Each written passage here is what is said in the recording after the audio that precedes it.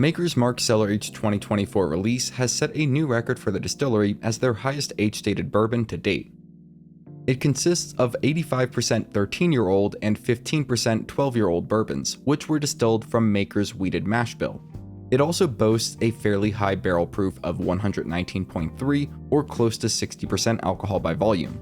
This is also one of their more expensive releases, coming in at a retail price of $175, with secondary prices upwards of $400. Let's see if it earns that asking price. Starting with the appearance, it has a nice dark amber red color and clings to the glass well. It does not leave a ton of residue on the glass like some other high-end releases, an example being George T. Stagg.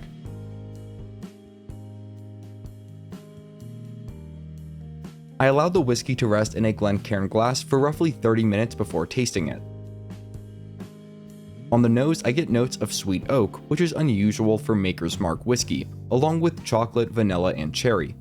There's also very little ethanol smell coming from the glass, nor grassy notes, which I usually get with other Maker's releases.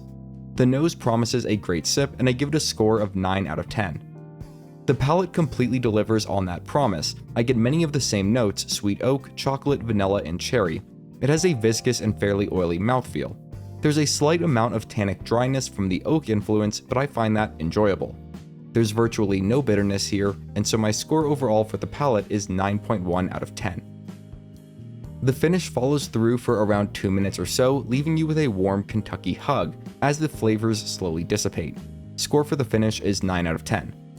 That brings me to my overall score, which is a 9.03 out of 10. Unfortunately, I haven't been able to try the 2023 release of Maker's Mark Cellar Aged Bourbon to compare to this. That being said, this is easily my favorite bourbon from Maker's Mark out of what I've tried, and places in my top 10 bourbons of the year. For comparison, I was also fortunate enough to pick up a bottle of the new Maker's Lost Recipe series from Costco, and I blinded it against the Cellar Age. In that comparison, I found the Lost Recipe release to fall pretty short, scoring a 7.25 overall.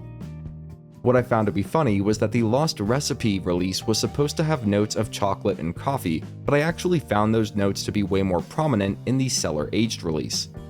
Now, as for the value and whether or not it's worth the price, for the MSRP of $175, I would say the bottle is worth it if you have the money to spend, but personally I would not get a backup.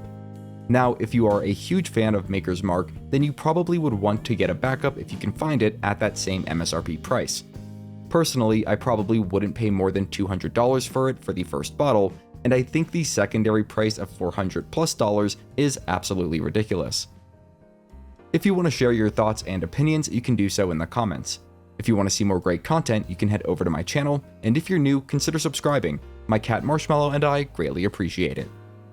Have a great day. If you're here today, have a great Monday. Please drink responsibly, and as always, thanks for watching.